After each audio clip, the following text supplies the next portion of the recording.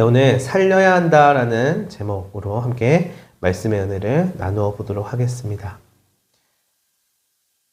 여러분, 벌써 대림절 두 번째 주일이 되었습니다. 우리 대림절은 지난주에도 설명해 드렸다시피 예수 그리스도의 탄생하시는 성탄절을 기준으로 그 앞 4주 동안을 지키는 절기입니다.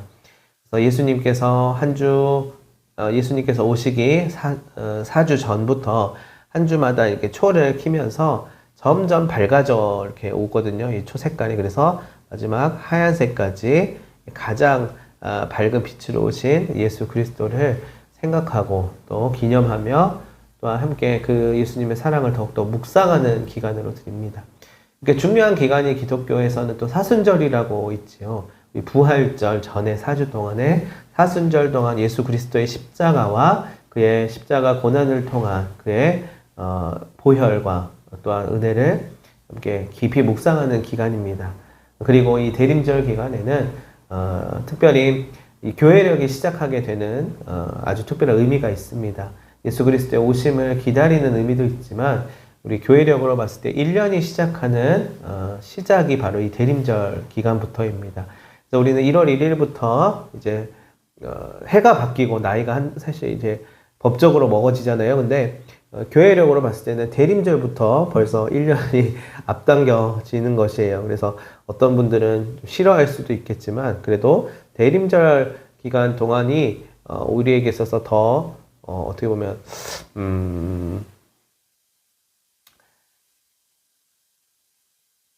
주님이 주시는 이 해를 먼저 맞을 수 있다라고 하는 그런 뜻깊은 의미가 있는 것 같습니다. 다음 주가 되면 또 대림절 셋째 주간이 되고 금방 또 성탄이 다가오게 될 것인데 날짜로만 생각하면 큰 의미는 없어요. 사실 그저 뭐 무슨 요일이고 뭐 연말 전주고 뭐 이렇게 생각할 수 있지만 우리에게 있어서 의미가 중요합니다. 의미가 없으면 우리의 삶은 큰 매력이 없어져요. 우리의 삶은 그저 마른 막대기와도 같은 그런 하지만 생명은 부지하고 있는 그런 삶이 될 것입니다. 그러나 우리에게 있어서 의미를 주고 특별히 하나님 아버지의 그 사랑과 우리가 그분의 안에서 존재하고 있다라고 하는 그 사실을 다시금 확인시켜주는 그런 계기들이 중요한데요. 바로 이 대림절 기간이 그러한 기간이고 또 우리 예배 일주일에 한 번 드리는 예배 또 하나님 앞에 나아가는 그 경건의 시간 모든 것들이 우리가 이 땅에 살아가고 있지만 흔들리는 이 터전 안에 있지만 흔들리지 않는 주님 안에서 살아감을 확인하는 귀한 시간들입니다. 그래서 여러분 이 땅에 살아가고 있지만 우리는 이 땅에 살아간다는 것은 살아가고 있다는 말임과 동시에 죽어가고 있어요. 죽음을 향하여서 달려가고 있습니다. 이제 슬픈 이야기 같지만 결국은 우리가 이 살아가는 삶의 시간 동안에 죽음을 향해서 달려가서 끝내 마지막 비참한 최후를 맞이하는 것이 아니라 또 다른 생명의 문으로 통하는 그 문으로 우리가 죽음 이후에 하나님 아버지를 아는 그 더 누리고 함께 동행하고 함께 주님의 나라에서 살아가는 그런 소망을 품어갈 수 있어야 할 것입니다.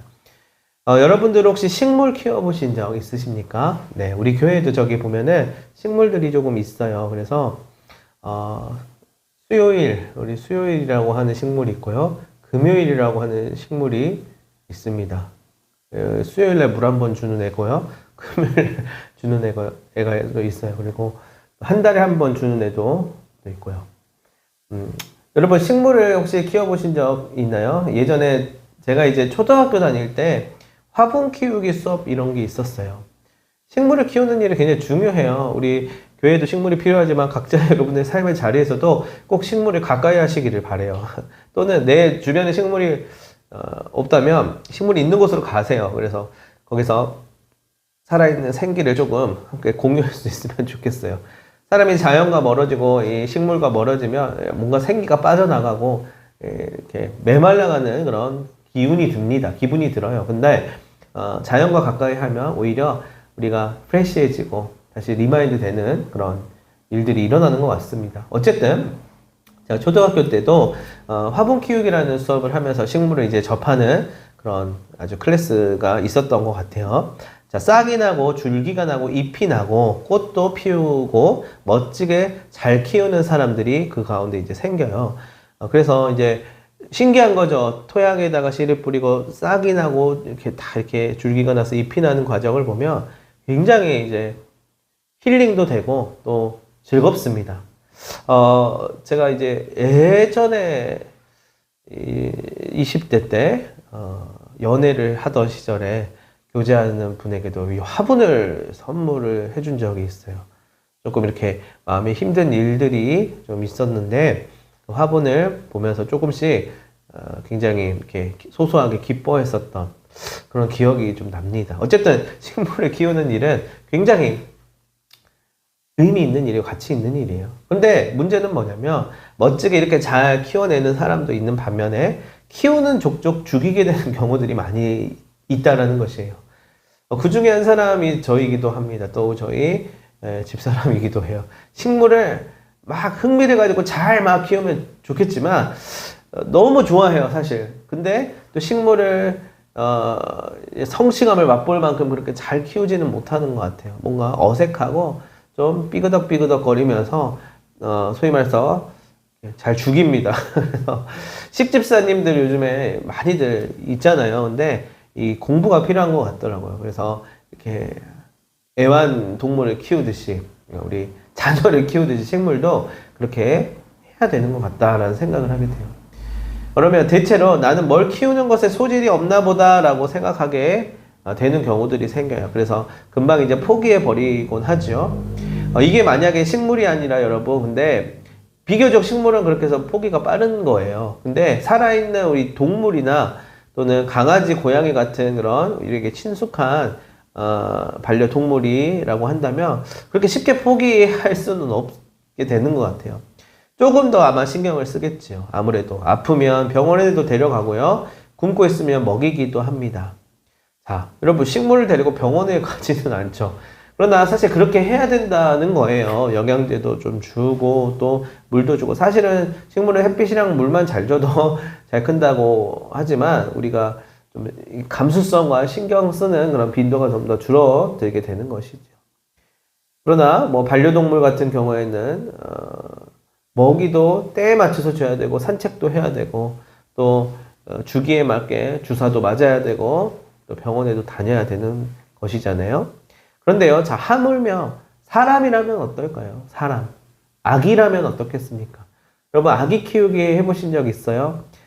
저는 아기 키우기 챌린지를 우리 아직도 하고 있어요. 약 한 8년 전에 시작해서 우리 첫째가 지금 8살이니까 곧 9살이 되네요. 곧 9년 차가 되는데 그리고 둘째가 이제 7살이 되는 건데요. 아기 키우기 챌린지 쉽지 않습니다. 정말 저는 아이를 낳아보진 않았죠. 그러나 저희 이제 낳아본 우리 아내의 말을 듣자면 애 낳는 것도 진짜 힘든데 키우는 건 더 힘들다라는 말을 하곤 하더라고요. 애 낳는 거 정말 힘들겠죠. 죽음과 거의 가까운 그런 고통을 느낄 텐데 키우는 것도 진짜 만만치 않은 것 같아요.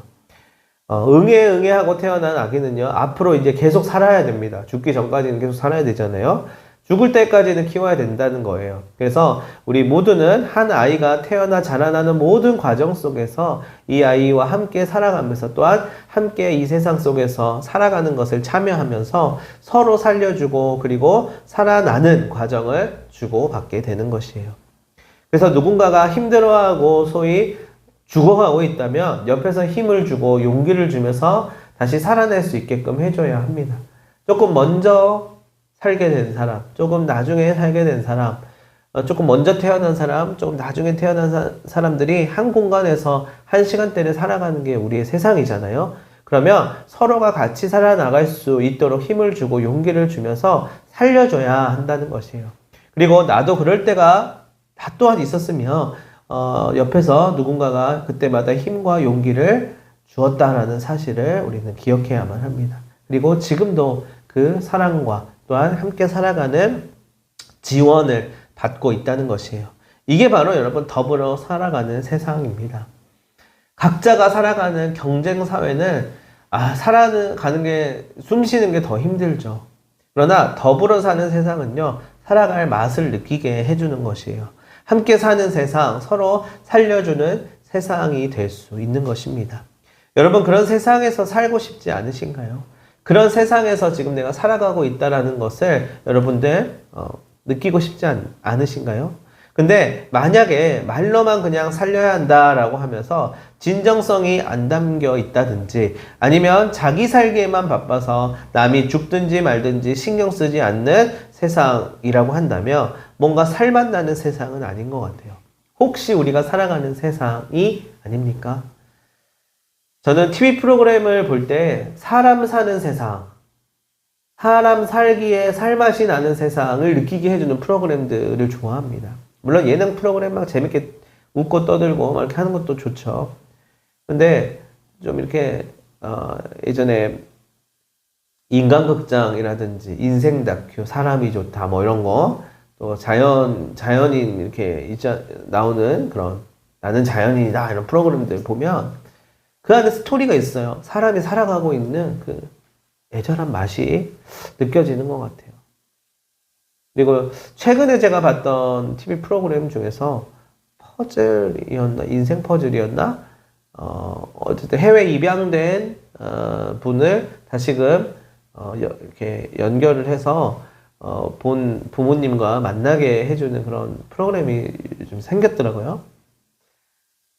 근데 39년 전에 아들을 잃어버렸는데 미국에서 살고 있다는 소식을 듣고 서로 연결을 해줘서 이제 부모님과 이 39년 전 잃어버렸던 그 아들이 만나는 그런 장면을 최근에 그 프로그램을 통하여서 보게 되었습니다. 펑펑 울었어요. 정말 가족들이 정말 그 본의 아니게 그렇게 된 상황에서 서로가 서로를 그리워하면서도 또 원망하면서도 또 어쩔 수 없는 현실 가운데 또 절망하는 그런 인생을 살아가다가 결국에는 다시금 만나면서 엉엉 울고 서로의 회포를 풀며 껴안고 이제는 또 이제 헤어져야 되는 거예요. 미국으로 다시 가야 되는 상황 속에서 공항에서 부둥켜 안으면 다시 보자라고 하면서 서로 감정을 나누는 장면이 참 큰 울림을 주었습니다. 같이 살아가고 있다는 것, 같은 이 하늘 아래서 살아가고 있다는 것이 얼마나 소중하고 중요한 것인지 우리는 말하지 않아도 우리의 존재의 이유만으로도 인간이라고 하는 사실만으로도 그 감정을 공유할 수 있어야 할 것이에요.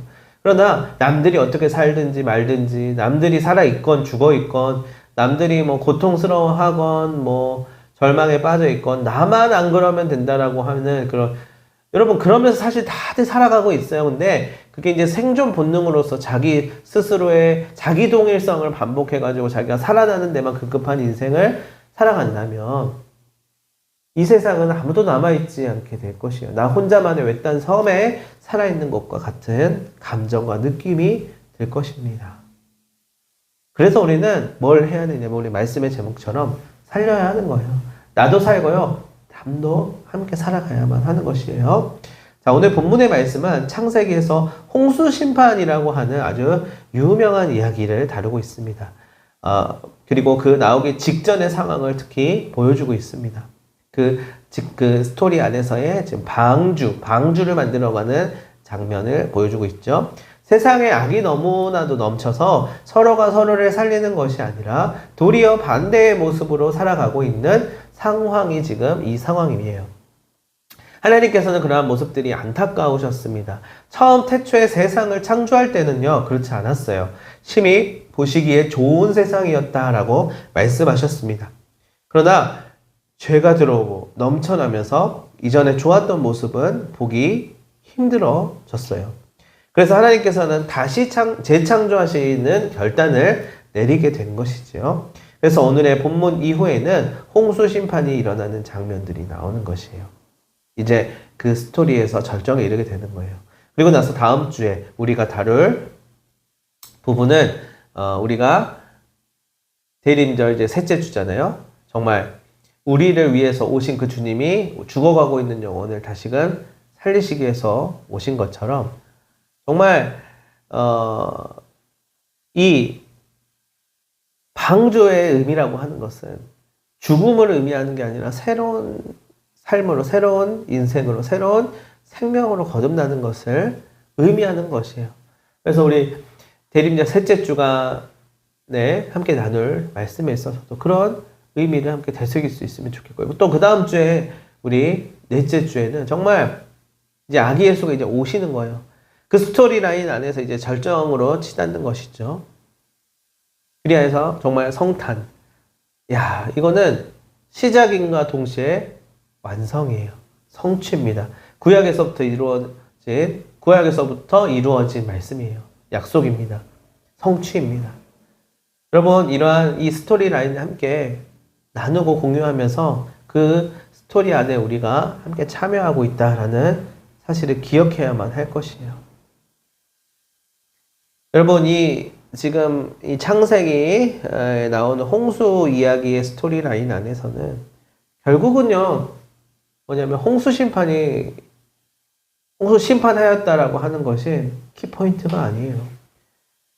그 키포인트가 그 다음에 나오는데 뭐냐면 홍수 심판을 내리지 않겠다라고 약속하시는 거예요.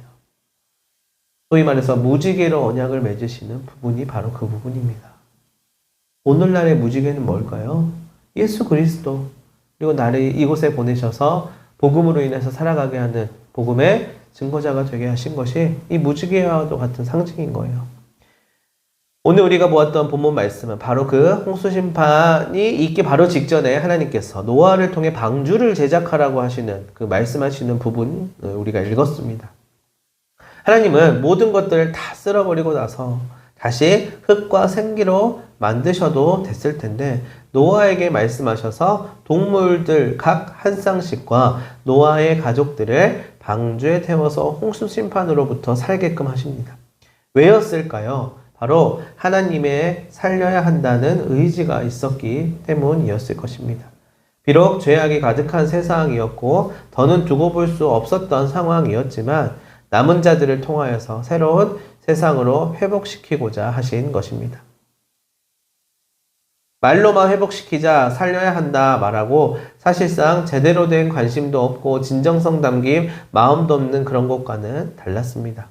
굳이 노아를 불러서 거대한 방주를 만들게끔 하시고 수많은 동물들을 모으신 이유가 있었습니다. 이대로 완전히 끝낼 수는 없다. 이들을 통해서 새롭게 하리라. 그리고 정말 이후에는 사람답게 태초에 지으신 그대로 하나님의 형상답게 살아주길 바란다. 이 마음으로, 이 의지로 오늘 본문에서처럼 말씀하고 계시는 것입니다. 노아는 이 마음을 느낀 것이고요. 이 의지를 보았던 것입니다. 그래서 노아는 믿음으로 커다란 방주를 아라랏산 위에 지은 거예요. 많은 사람들이 이제 얘기했을 거예요. 바보 아니야? 왜 산에다가 짓고 난린 거야? 그것도 이렇게 커다란 배를 만든다고? 여러분, 이렇게 생각하기 나름이죠. 여러분, 저는 이 마음을 이해해요. 상식적으로 이해가 가지 않는 모습들이 있죠. 그런데요, 제가 교회를 개척을 하고 나서 드는 마음은 주님께서 약속하시고 말씀하신 바에 대한 믿음 말고는 증명해낼 수가 없는 거예요. 산에다가 큰 배를 만드는데 그에 합당한 합리적인 이유가 어디에 있습니까? 누구에게 어떻게 설명을 해도 그것을 믿고 그 마음에 감동해서 따라올 수 있겠냐 말이에요. 그러나 주님께서 하셔야 되는 일이에요. 하나님께서 내 마음을 만지시고 일으키시고 행하게 하신 것처럼 주님의 사람들은 귀 있는 자들은 듣는 거예요. 주님의 마음, 주님의 일하심, 주님께서 지금 이 스토리 라인 안에서 어떠한 일을 행하고 계시는지를 보고 느낄 수 있는 것입니다. 그러나 그것을 이해하지 못하면 그냥 거기까지인 거예요. 그러나 이렇게 말할 때에 우직하게 하루하루 땀 흘려서 방주를 이 노아는 지은 것입니다. 노아는 하나님의 의지를 보았습니다. 그래서 자신도 그 의지로 그 마음으로 방주를 지은 것이에요. 현타 오겠죠. 이걸 왜 해야 되는 거야? 뭐 조그만한 배도 아니고 이 큰 배를 왜 만들어야 되는 거야? 하면 할수록 얼마나 많은 부분에서 부딪히겠어요. 그러나 의지를 가지고 자신도 그 의지를 가지고 했던 거예요. 하나님의 의지를 다시 나의 의지로, 나의 마음으로 삼고 행했던 것입니다. 아니면 하나님이 뚝딱 만들어주시면 쉬운 일일 텐데, 원터치로 딱 만들어주시면 되는데, 굳이 그거를 또 아라라산에서 힘들게 만들고 있었을 풍경을 생각해 보세요. 자, 여기에서 어떤 마음이 노아에게 들었을까? 바로 살려야 한다라는 마음이에요. 그 마음이 있었을 것입니다. 하나님의 자녀들을 남겨야 한다. 즉, 방주를 태워야 한다라는 것이죠. 여러분, 이 하나님의 마음, 그리고 노아의 마음이 바로 우리의 마음이기를 바랍니다. 저의 마음, 그리고 여러분들의 마음, 그리고 이 땅을 살아가는 우리 모두의 마음. 이 마음, 이 의지로 함께 살아갈 수 있게 되기를 바랍니다.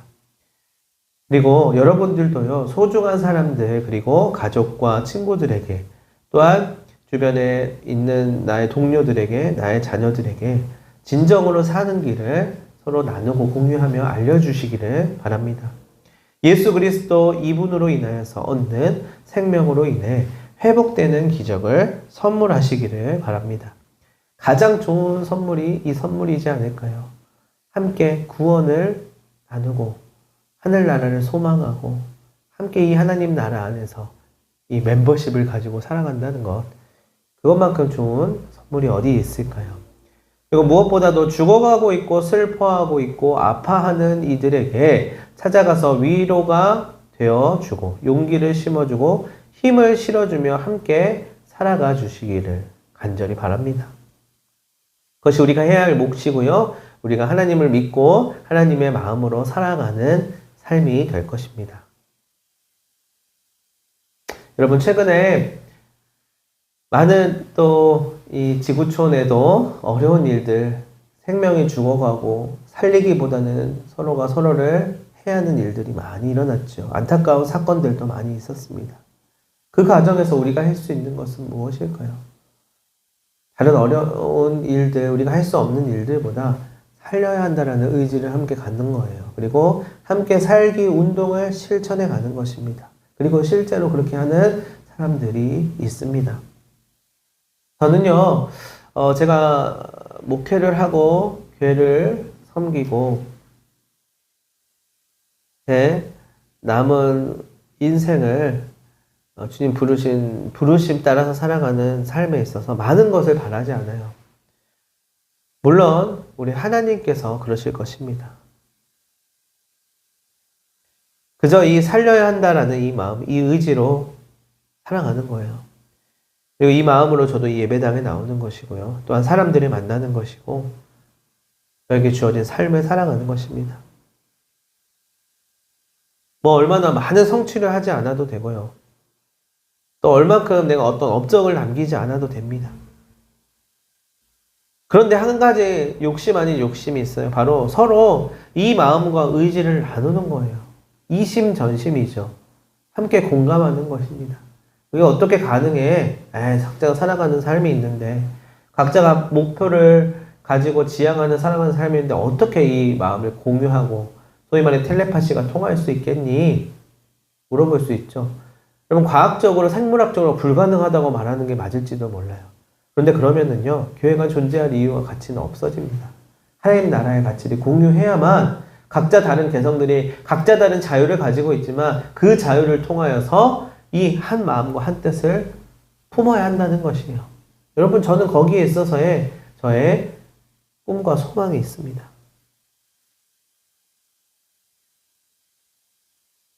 함께 걸어나가는 것, 동참하는 것, 함께 살아가는 것. 비록 험하고 힘겨울지라도 주님 이름 부르면서 주님 찬양하면서 나아갈 수 있기를 간절히 소망합니다. 제 남은 인생 가운데 어떠한 일들을 하나님께서 이루어 가실지 모르겠지만 제가 유명해지고 제가 잘나고 제가 성취를 이루는 삶은 이미 끝났어요. 제 삶은 지금 그렇지 않거든요. 근데 열심히 살아가고 있습니다. 누구보다 정말 열심히 살아가고 있어요. 나를 위해서 열심히 살아가고 있느냐 물어본다면 잘 모르겠어요. 그렇지는 않은 것 같아요. 무언가를 위해서 그렇게 살아가고 있습니다. 그 무언가는 제 나름대로 얘기할 수 있는 건 하나님 아버지께서 주신 그 부르심, 또 하나님 아버지의 나라를 위해서 살아가는 것인데요. 그 마음의 기저에는 바로 이 마음이 있는 거예요. 이 마음이 하나님의 마음이기 때문입니다. 살려야 한다. 여러분, 정답은 없습니다. 이 세상은 누구나 다 한 번씩 처음 살아보는 인생들입니다. 다 연습하고 오디션 미리 이렇게 해보고 먼저 살아갔다가 환생해서 살아가는 거 아니에요. 처음 살아가는 인생들입니다. 끝을 향하여서 달려가고 있기 때문에 정답은 없어요. 각자가 살아가는 모양들이 각자 부딪히면서 살아가는 것이죠. 그러나 중요한 게 있어요. 바로 내가 살고 또한 우리 함께 살아가는 사람들이 함께 더불어 살아가면서 최후에는 우리의 삶이 정말 생물학적으로 마감하게 될 때에 함께 영생을 얻을 수 있는 그 길로 나아가는 것이지 않을까요? 얼마 전에 바자회를 했어요.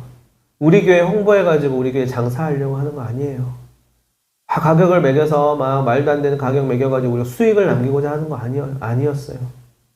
말도 안 되게 뭐 정말 거저주는 것처럼 그렇게 바자회도 했고요. 실제로 거저주기도 했습니다. 저희가 준비하고 또 이것을 위해서 투자한 것보다 훨씬 마이너스였습니다.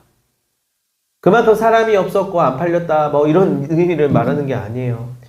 저희 생각보다 훨씬 더 귀한 분들이 오셔서 함께 그 시간을 나누었고요. 또한 많은 분들이 또 지원해 주시고 어떻게 보면은 이제 단기간에 귀한 수익을 남겼다라고도 볼 수 있어요. 그러나 그 수익이 중요한 게 아니고요. 또 이 바자회를 통하여서 우리가 투자하고 에너지를 쏟은 것만큼의 효과를 내려고 하는 것도 아니었어요. 이렇게 말하면 정말 뭐 그런 법이 어딨냐 뭐 이야기하실지도 모르겠지만 저희는 진짜 이 마음 살려야 한다는 마음을 거저 주기를 소망하고 또 그렇게 행하였다라는 생각을 합니다. 무엇 때문이었을까요? 주지 못해 오히려 아쉬운 마음이죠. 형편이 더 되고 여건이 더 되면 좋겠지만 그렇지 않죠. 그래도 할 수 있는 만큼 하는 거예요. 그 마음을 누가 알아주기 때문에 그런 것이 아니라 주님께서 주시는 그 마음을 이심전심하기 때문입니다. 뭐 그래가지고 또 그 영광을 받고 지나친 겸손은 지나친 교만입니다. 여러분 그 말이 맞아요. 저는 겸손하지 않거든요. 그리고 다만 하나님께서 부르신 그 은혜를 나누는 것 뿐입니다. 여러분 제가 얼마 전에 참 묵상을 하다가 이런 마음이 들었어요. 미래에 변화하는 시대 가운데 기독교가 살아남을 수 있는 방법은 무엇일까? 또 이 교회가 유지가 되고 하나님 아버지를 믿는 이들이 여전히 남아있을 수 있는 비결이 무엇일까? 그동안 교회가 많은 어려움 가운데서도 복음을 전하는 일을 수행하였다는 긍정적인 면도 있지만 오히려 반대로 갔던 경향들이 더 많이 보였죠. 그 가운데 인간적인 욕심과 욕망과 또한 그 가운데서 오히려 세상에 우리를 걱정하는, 우리가 세상을 걱정하는 게 아니라 세상이 교회를 걱정하는 그런 지경에까지 이르게 되는데 그 중심에는 뭐가 있냐면 나르시즘이라고 하죠. 자기 자신이 너무나도 큰 거예요. 하나님 아버지가 없이. 오히려 하나님 아버지를 빌미로 삼아서 우상이 되려고 하는 폴 틸리가 상징의 신학을 이야기하면서 문화의 신학을 이야기하면서 그 이야기를 하죠. 기호와 상징을 설명하면서 우리가 가르치려고 할 때에 우리 스스로가 매개가 돼서 하나님 아버지의 구원을 체험해야 되는데 우리한테 딱 막힌 거예요. 우리가 하나님의 영광을 취해버리는 것이죠. 그 모습이 우리 기독교의 참 민낯이었습니다. 그렇다면 어떻게 해야 될까 했을 때는 반대로 가는 거예요. 제 깨달음은 세 가지였어요. 첫 번째는 가난해야 된다. 두 번째는 겸손해야 된다. 세 번째는 헌신해야 된다라는 거예요.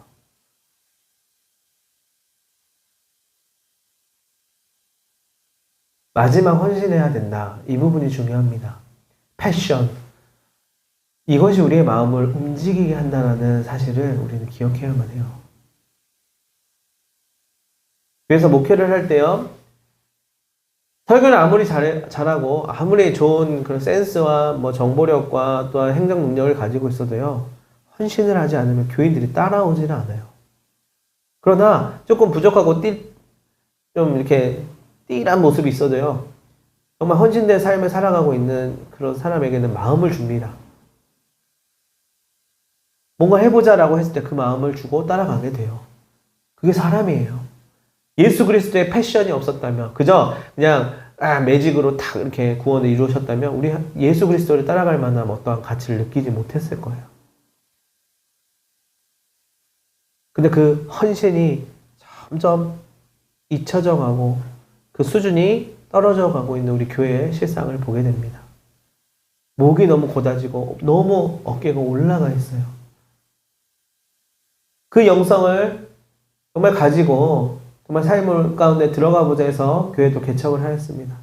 그런데 이 세상은 보여지는 것, 힘 있는 것, 유명해지는 것, 자아가 너무나도 드러나서 그게 영광스럽게 보이는 블렌딩화되는, 브랜드화되는 그 모습만을 보더라고요.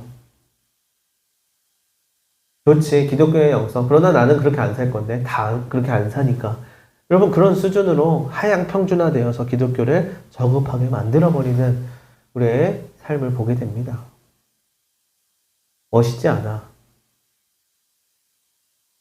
더 멋있지 않은 일을 우리는 어떻게 보면 하고 있는 것입니다. 나르시즘. 자기 자신이 너무나도 강력해요.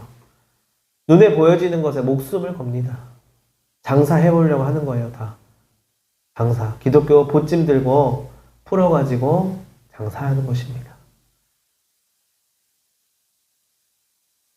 그러나 우리는 장사에서 내가 잘 사는 것이, 내가 성공하는 것이 목표가 아니라 살려야 한다는 마음으로 주는 것이 받는 것보다 복되다고 하신 그 예수 그리스도의 말씀을 돌아보며 누군가를 살리기 위해서 조그마한 내가 할 수 있는 그 헌신, 그것이 필요한지도 모르겠습니다. 이 시간 말씀 마무리하며 잠깐 기도하도록 하겠습니다. 하나님 아버지, 우리를 진정 살리고자 하시는 그 구원의 의지를 우리도 마음에 새기게 하시고 서로가 서로에게 생명을 전달해 줄 수 있는 복음의 전달자가 되게 하여 주시옵소서.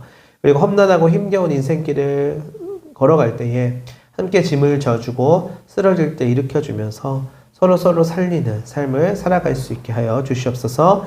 예수님의 이름으로 기도합니다. 아멘.